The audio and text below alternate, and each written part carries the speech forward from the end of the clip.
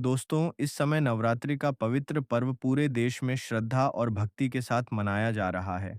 हर घर में मां दुर्गा की स्थापना की गई है और भक्त उनके पूजन और सेवा में लगे हुए हैं।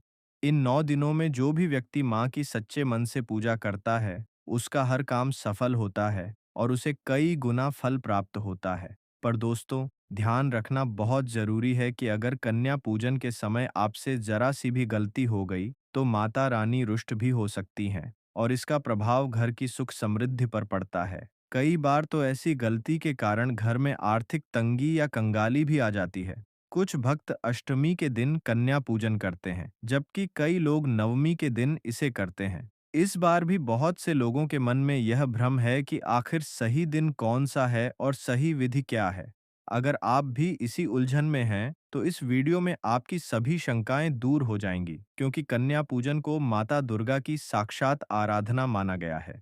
जब आप कन्या के चरण धोते हैं, तिलक लगाते हैं और उन्हें भोजन कराते हैं, तो समझ लीजिए कि स्वयं मां दुर्गा आपके घर पधारी हैं।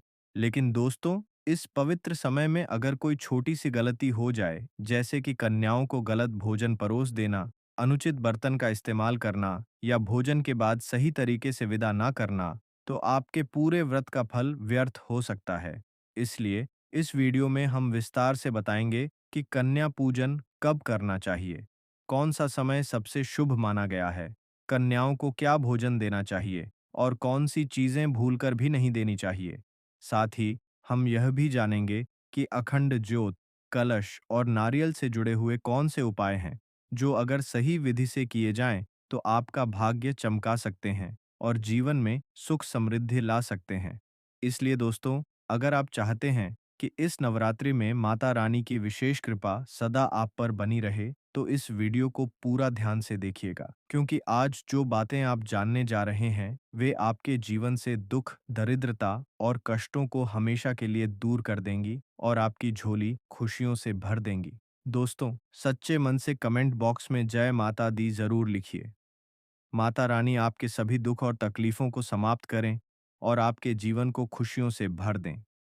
दोस्तों, नवरात्रि का यह महापर्व 9 देवियों अर्थात 9 कन्याओं को समर्पित है। कन्या पूजन करने से जीवन के सारे दुख और कष्ट मिट जाते हैं। यह माना गया है कि कन्या पूजन से न सिर्फ दरिद्रता समाप्त होती है, बल्कि ग्रह दोष, पितृदोष, राहु दोष, मंगल दोष, काल सर्प दोष, यहाँ तक कि शनि से पीड़ित व्यक्ति को भी इससे राहत मिलती है। कन्या पूजन करने वाले घर में शांति, सुख और समृद्धि आती है और वहां अकाल मृत्यु कभी नहीं होती। दोस्तों, इस बार मां दुर्गा हाथी की सवारी पर पृथ्वी लोक पर आई हैं, जो अत्यंत शुभ संकेत माना गया है। जब जब माता रानी हाथी पर सवार होकर आती हैं, तब तब धरती पर हरियाली छा जाती है, फूल खिलते हैं और वर्षा होती है। उस समय किसानों के घर में साक्षात मां जगदम्बा का आगमन होता है। इस वर्ष का नवरात्रि पर्व अत्यंत मंगलकारी और शुभ फल देने वाला माना जा रहा है। शारदीय नवरात्रि इस बार 22 सितंबर से प्रारंभ होकर 2 अक्टूबर दशमी तिथि तक चलेगा। इन 10 दिनों तक मां दुर्गा के 9 स्वरूपों की पूजा पूरे विधि विधान से की जाएगी। दोस्तों, नवरात्रि में कन्या पूजन का बहुत बड़ा महत्व है। माना जाता है कि 2 वर्ष से लेकर 10 वर्ष तक की कन्याएं माता का ही रूप होती हैं। कई साधक हर दिन कन्याओं की पूजा करते हैं, जबकि अधिकांश लोग विशेष रूप से महाअष्टमी और महानवमी के दिन कन्या पूजन करते हैं। इस साल अश्विन मास की शुक्ल पक्ष की अष्टमी तिथि 22 सितंबर की शाम 4:31 से आरंभ होकर 30 सितंबर की शाम 6:06 तक रहेगी। इसके बाद नवमी तिथि 1 अक्टूबर की रात 7:01 से शुरू होगी। इसलिए महाअष्टमी का पूजन 30 सितंबर को और महानवमी का पूजन 1 अक्टूबर को किया जाएगा। महाअष्टमी के दिन कन्या पूजन के लिए सुबह 5:01 से लेकर 6:13 तक का समय शुभ माना गया है। इसके अलावा सुबह 10:41 से दोपहर 12:11 तक और अभिजीत मुहूर्त 11:47 से 12:35 तक रहेगा। महानवमी के दिन ब्रह्म मुहूर्त सुबह 4:37 से 5:26 तक रहेगा। वहीं प्रातः संध्या का समय सुबह 5:01 से 6:14 तक रहेगा। इस दिन रवियोग भी रहेगा, जो सुबह 8:06 से शुरू होकर 2 अक्टूबर की सुबह 6:15 तक चलेगा। इन शुभ मुहूर्तों में कन्या पूजन करने से माँ दुर्गा अत्यंत प्रसन्न होती हैं और अपने भक्तों पर अपार कृपा बरसाती हैं। शास्त्रों में 9 दिनों वाली नवरात्रि को अत्यंत शुभ और मंगलकारी बताया गया है, जबकि 8 दिनों वाली नवरात्रि को अच्छा नहीं माना जाता। इसीलिए 10 दिनों की नवरात्रि को सर्वश्रेष्ठ और कल्याणकारी माना गया है। शास्त्रों में यह बताया गया है कि नवरात्रि के पवित्र दिनों में अगर कोई व्यक्ति माता रानी की पूजा अर्चना के साथ साथ कन्या पूजन करता है, तो मां दुर्गा उस भक्त को अभय वरदान देती हैं। वह उसके जीवन के सारे कष्ट और बाधाओं को समाप्त कर देती है। कुंडली में जो ग्रहों के दोष या पीड़ा होती है, वह भी माता की कृपा से दूर हो जाती है। जिस तरह श्रीधर नामक भक्त ने सच्चे मन से मां की आराधना की थी और माता ने उसके सारे दुख दूर कर दिए थे, उसी प्रकार जो भी व्यक्ति पूरी श्रद्धा और भक्ति के साथ मां की उपासना करता है, माता रानी उसके जीवन से हर पीड़ा को शीघ्र ही मिटा देती है। मां की उपासना करने से व्यक्ति के भीतर विनम्रता, करुणा और धैर्य का भाव उत्पन्न होता है। दरिद्रता, दुहक और क्लेश जीवन से मिट जाते हैं। नवरात्रि में भले ही लोग 9 दिनों का व्रत रखते हैं, अखंड ज्योत जलाते हैं और पूरे विधि विधान से पूजा करते हैं, लेकिन इन सबके बीच सबसे महत्वपूर्ण माना गया है कन्या पूजन। दोस्तों, कन्याएं वास्तव में फूल की कोमल पंखुड़ियों जैसी नाजुक होती हैं।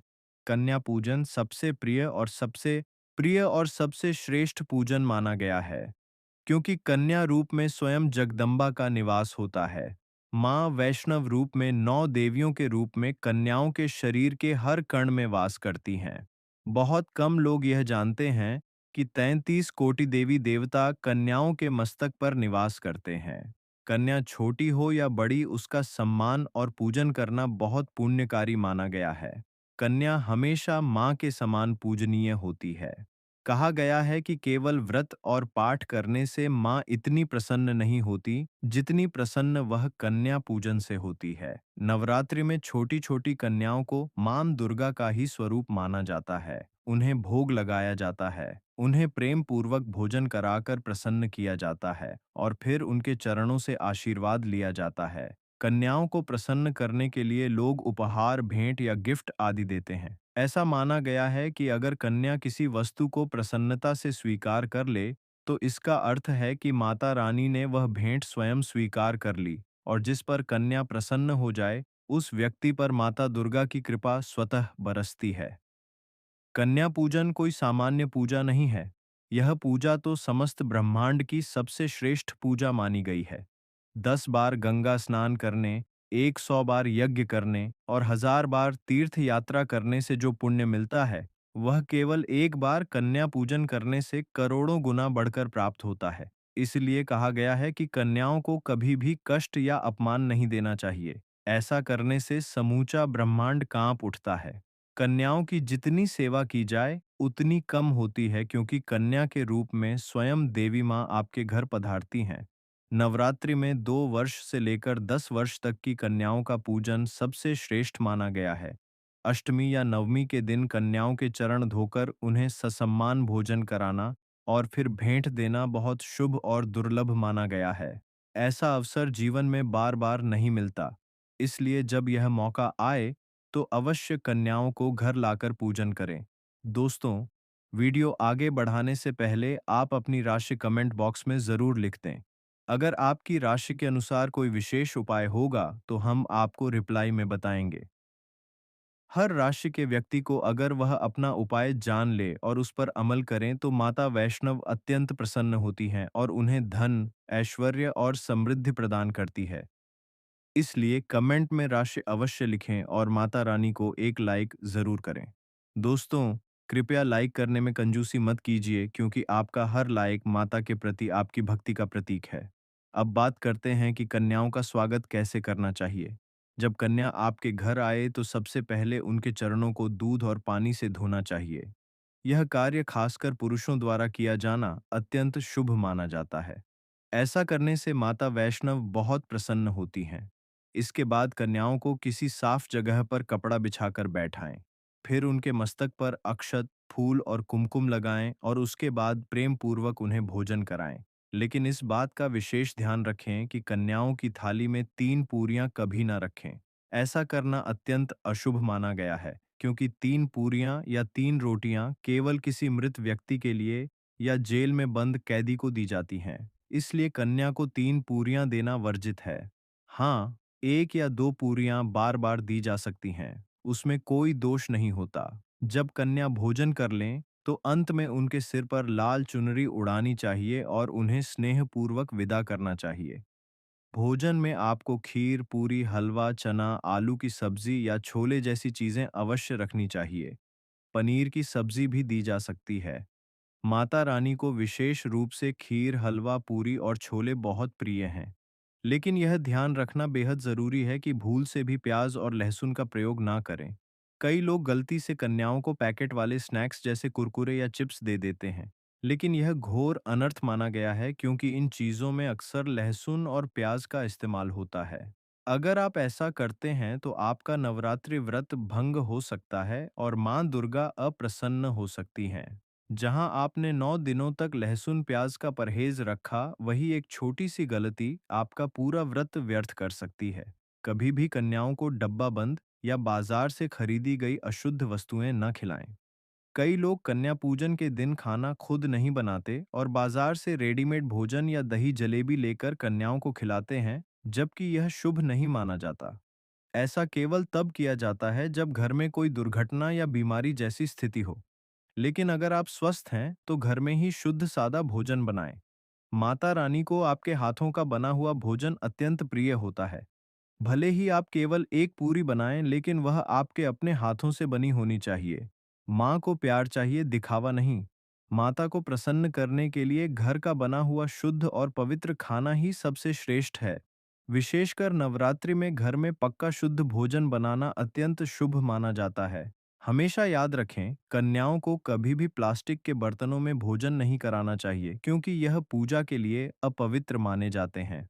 प्लास्टिक के अधिकांश बर्तन हड्डियों के मिश्रण से बने होते हैं, जो धार्मिक दृष्टि से वर्जित हैं। इसलिए कन्याओं को हमेशा स्टील या पत्तों से बने बर्तनों में ही भोजन कराएं। अगर पेड़ के पत्ते की थाली में भोजन कराया जाए, तो माता अभय वरदान देती है। एक और बात, अगर नवरात्रि के दौरान कन्या पूजन के दिन शुक्रवार पड़ जाए, तो कन्याओं को कभी भी खट्टी चीजें न खिलाएं, क्योंकि शुक्रवार माता संतोषी को समर्पित दिन होता है। उस दिन माता संतोषी भी सक्रिय अवस्था में होती हैं और 9 देवियों के साथ घर में आती हैं।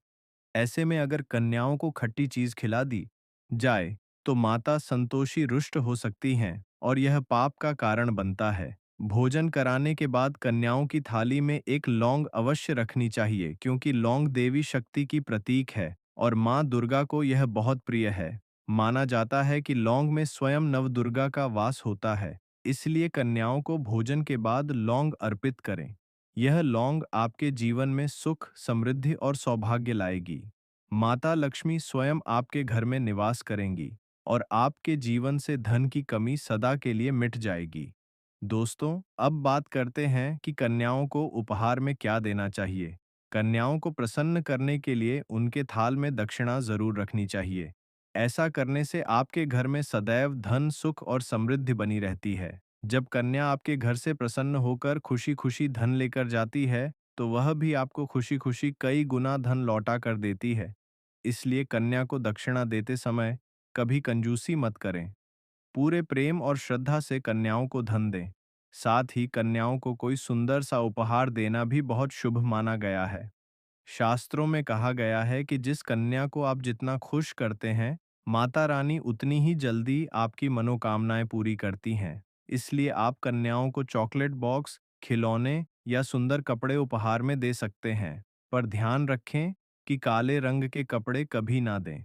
आप स्टील के बर्तन भी गिफ्ट के रूप में दे सकते हैं, क्योंकि यह बहुत शुभ माना जाता है।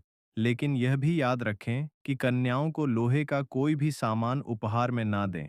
ऐसा करने से राहु केतु का प्रभाव आपके जीवन में प्रवेश कर जाता है और राहु दोष उत्पन्न हो सकता है, जिससे आपके जीवन में अशांति और परेशानी आने लगती है। दोस्तों, जब कन्या आपके घर से विदा होने लगे, तो उनके चरण अवश्य छू लें और उसी समय अपने मन में अपनी मनोकामना बोले। सच्चे दिल से मांगी गई हर प्रार्थना माता रानी अवश्य पूरी करती है। लेकिन सच्चे दिल का अर्थ है मन में कोई स्वार्थ या लालच ना होना। यदि आपकी कामना माँ को पाने की हो, माँ के आशीर्वाद की हो, तो वह सच्ची श्रद्धा और भक्ति कहलाती है। ऐसी भक्ति के आगे स्वयं 33 कोटि देवी देवता भी नतमस्तक हो जाते हैं। यह दिव्य संकेत तब दिखाई देते हैं जब माँ वास्तव में आपके घर में विराजमान होती है, आपके जीवन से कर्ज मिटाने, दुख दूर करने और सुख देने आई होती है। भक्तों, जब किसी व्यक्ति पर नव दुर्गा की विशेष कृपा होती है, तो उसे कुछ विशेष संकेत मिलने लगते हैं। इन संकेतों से ही यह पता चलता है कि माँ दुर्गा उस व्यक्ति के साथ हैं या नहीं। यह बातें बहुत कम लोग जानते हैं क्योंकि इन रहस्यों को हर कोई छुपा लेना चाहता है। लेकिन सच्चे भक्त के सामने माता रानी अपने होने का एहसास अवश्य कराती है। चाहे वह भक्त छोटा हो या बड़ा, माता हर किसी को किसी न किसी रूप में यह एहसास कराती है कि वह उनके साथ है। तो भक्तों, अब हम आपको बताने जा रहे हैं वे 10 संकेत जिनसे यह साफ समझ में आ जाएगा कि माँ दुर्गा वास्तव में आपके साथ हैं और उन्होंने आपके घर में प्रवेश कर लिया है। परंतु इन संकेतों को जानने से पहले माता रानी के सभी सच्चे भक्त वीडियो को एक प्यारा सा लाइक करें और कमेंट में पूरी श्रद्धा से जय माता रानी अवश्य लिखें। दोस्तों, जब माता रानी आपके साथ होती हैं, तो यह 10 संकेत दिखाई देते हैं जिनसे पता चलता है कि आपकी पूजा और भक्ति से माँ प्रसन्न हो चुकी है और वह स्वयं आपकी रक्षा के लिए उपस्थित है। पहला संकेत यह है कि जब आप पूजा करते समय अचानक भावुक होकर रोने लगते हैं और आपकी आंखों से आंसू बहने लगते हैं। आमतौर पर हम रोज पूजा करते हैं, लेकिन उस समय आंसू नहीं आते। लेकिन अगर नवरात्रि के समय जब आप माता की पूजा करें और आपकी आंखों से अपने आप आंसू आने लगे, तो यह सबसे स्पष्ट संकेत है कि माता रानी आपके साथ हैं। दूसरा संकेत यह है कि पूजा या आरती करते समय अगर आपको ऐसा महसूस होने लगे कि कोई आपके पीछे खड़ा है या कोई ऊर्जा आपके आसपास मौजूद है, तो समझ जाइए कि माता रानी अपने शक्ति स्वरूप में आपके पास खड़ी हैं और आपको आशीर्वाद दे रही हैं। वह आपके चारों ओर अपनी शक्ति का घेरा बना रही है, ताकि कोई नकारात्मक शक्ति आपके पास न आ सके।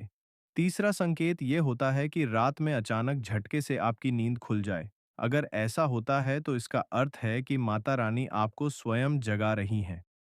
वह आपको किसी शुभ कार्य या किसी आने वाले परिवर्तन के लिए तैयार कर रही है। कई बार माता रानी अपने भक्तों को इस तरह संकेत देती हैं कि अब वह उनकी जिंदगी में कोई बड़ा बदलाव लाने वाली है। इसलिए ऐसी घटना को कभी सामान्य न समझे। दोस्तों, अब जानते हैं चौथा संकेत क्या होता है। अगर आपको अपने आसपास अचानक इत्र, लोबान, धूप, चमेली या किसी और सुगंधित फूल की खुशबू आने लगे, जबकि आपके आसपास ऐसी कोई वस्तु मौजूद ना हो, तो यह बहुत बड़ा संकेत होता है कि माता रानी आपके पास हैं। जब माता दुर्गा अपने भक्त के निकट होती हैं, तो उनके साथ दिव्य सुगंध भी आती है। कई बार ऐसा भी होता है कि आपको किसी ऐसे पुष्प की खुशबू आने लगे जिसे आपने पहले कभी नहीं सूंघा हो या जो आपके घर के आसपास पाया ही नहीं जाता। उस समय यह मान लेना चाहिए कि माता रानी उसी क्षण आपके आसपास हैं और अपनी उपस्थिति का एहसास करा रही हैं। यह दिव्य सुगंध केवल उन्हीं को महसूस होती है जिन पर माता की कृपा दृष्टि होती है। अब बात करते हैं पांचवें संकेत की। अगर नवरात्रि के दौरान आपको स्वप्न में कोई छोटी कन्या दिखाई दे, तो यह अत्यंत शुभ संकेत है, क्योंकि छोटी कन्या को देवी माँ का साक्षात रूप माना गया है।